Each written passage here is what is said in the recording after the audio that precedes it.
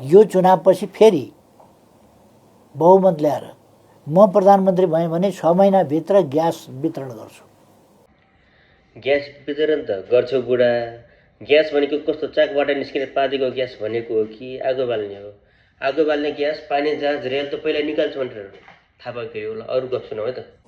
यो रेकर्डमा रहोस्, पक्कै पनि यो रेकर्डमा छ, रेकर्डमा रहोस्। यो अहिले पनि बजाउनु होला, प्रधानमन्त्री भएँ भने 6 महिनाभित्र भनेको छु मैले। दिनै पछि बजाए पनि हुन्छ सम्झनाका लागि। बजाउन त बजाउने हो केपी बा, यो भने बजाउने भन्यो भने कि केपी बाको गालासाला बजाउने हो? फेरि केपी बाको गालासाला बजाएर फेरि चट होला नि बुढा। फेरि ग्यास यो चुनाव अगाडिको चिप्लो र चिल्लो घोषणा मात्र होइन, होइन, म कहिले त्यसो गर्दिनँ।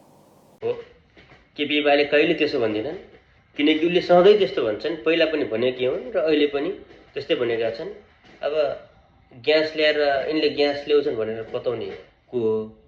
आफ्नै कार्यकर्ताले बताउन, झोले छन् भने चाहिँ बताउन सक्छन् आँखा चिम्मा गरेर। होइन भने त अब ग्यास छिराइदिनु तलबाट ग्यास निकालेर यिनलाई, अनि आफू आइ गर्छ तलबाट ग्यास छिराएर माथि अड्डा पार्नुपर्छ है।